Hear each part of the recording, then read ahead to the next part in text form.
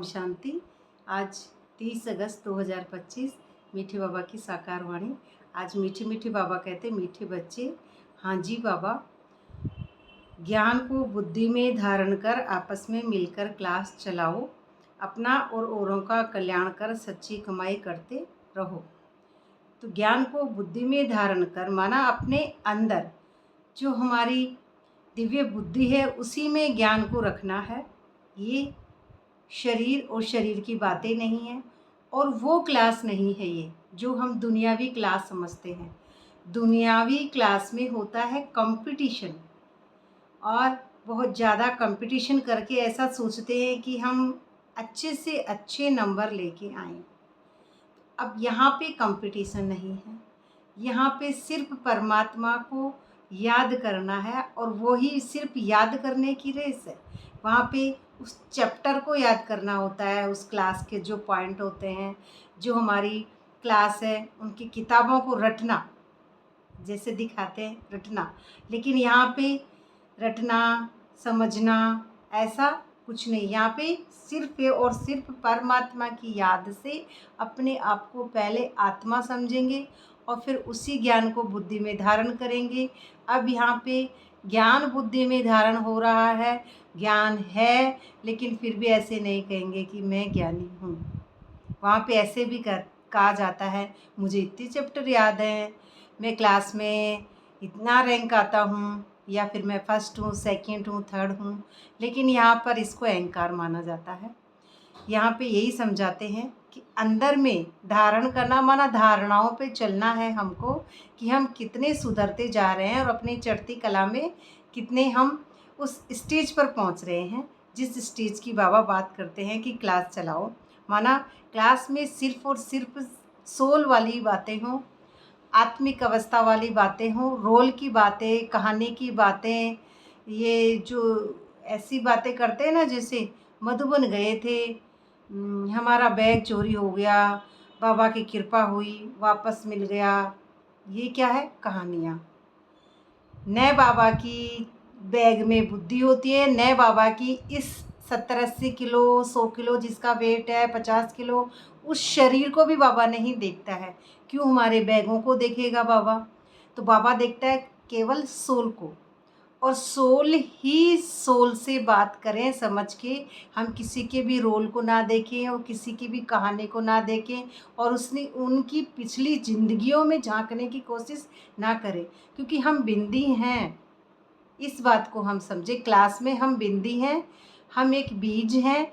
तो बीज की बात करें ना, उस पूरे फालतू की पिछली बातों का कोई उसमें नहीं, सिर्फ ज्ञान का ही चिंतन होना चाहिए और सोल का। ये नहीं उसने ये किया तब वो मिल गया, फिर मैंने उसका वहाँ इंतज़ार करा 5 घंटे तक वो आई नहीं, मैं उसका ये बातें नहीं होती है हमारी। जो एक कहानी है फिजिकल, वो हम कहानी नहीं है, और न ही हम फिजिकल रोल हैं। यहाँ पे केवल सोल है।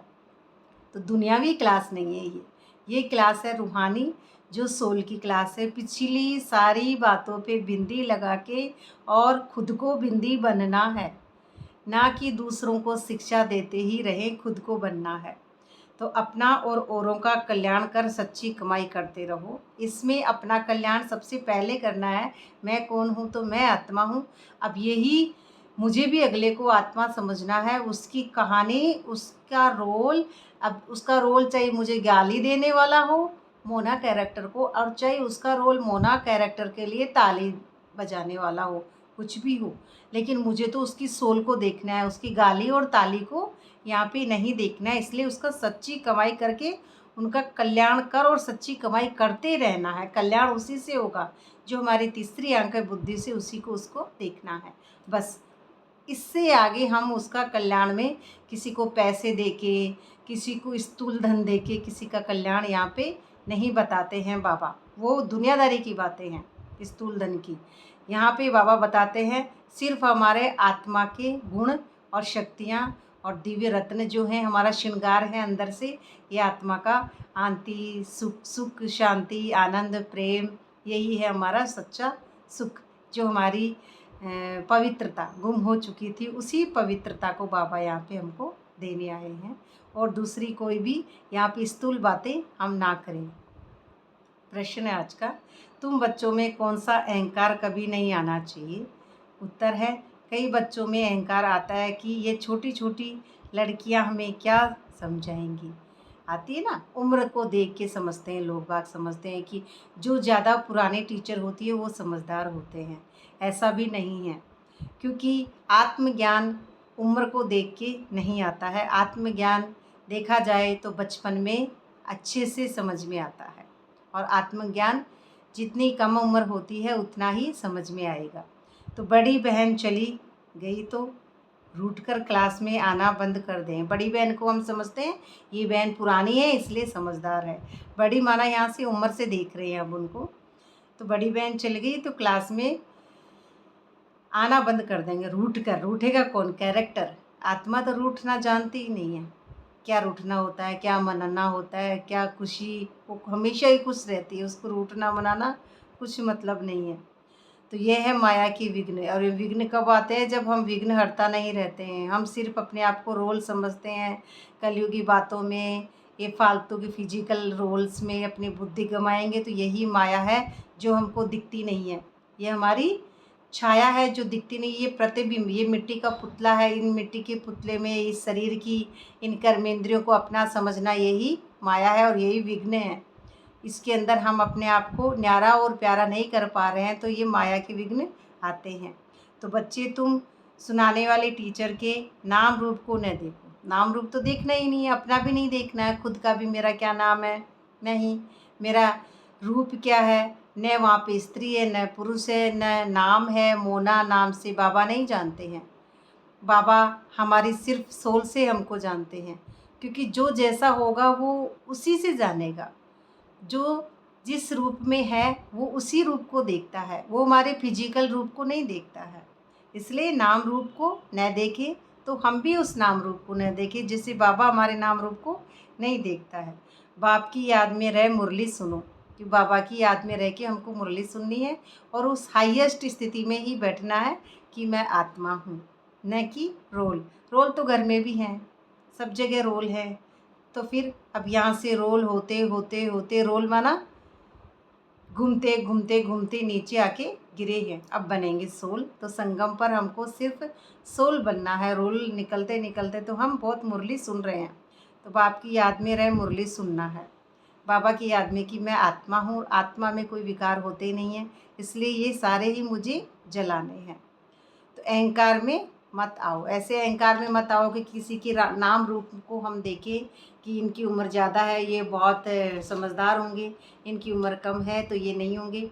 या फिर ऐसे भी देखते हैं, ये 25 साल से ज्ञान में है, ये 30 साल से ज्ञान में है तो ये ज़्यादा समझदार होंगे, ये कुछ ही साल के तो ये नहीं होंगे।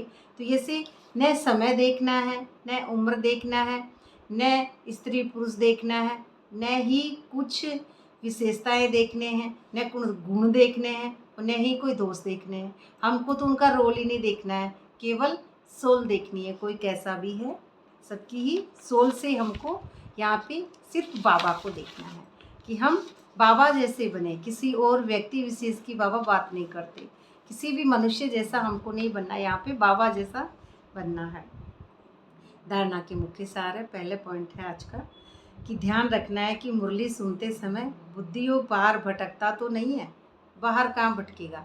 ये बुद्धि घर में गई, अपने शरीर की बातों में गई, फिजिकल बातों में गई, किसी दोस्त की बातों में गई, तो ये बुद्धि कहीं बाहर भटकती तो नहीं है। सदा स्मृति में रहे कि हम शिव बाबा की माँ वाक्य सुन रहे हैं, ये भी याद की यात्रा है। ये भी हम शिव बाबा की सुन रहे हैं, तो नाम शिव बाबा का आ रहा है तो ये भी याद की यात्रा है। जितनी देर में बाबा को याद कर रहे हैं वही हमारी याद की यात्रा काउंट होती है।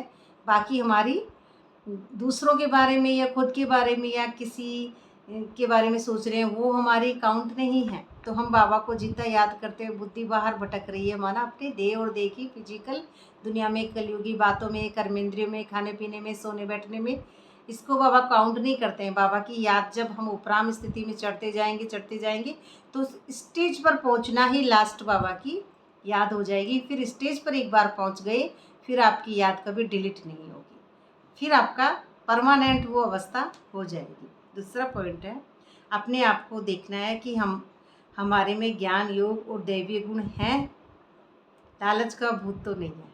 लालच एक बुरी बला है, तो लालच का भूत तो नहीं है। अब ये भूत आता है ना, ये भूत है हमारे मनुष्य मन के वश।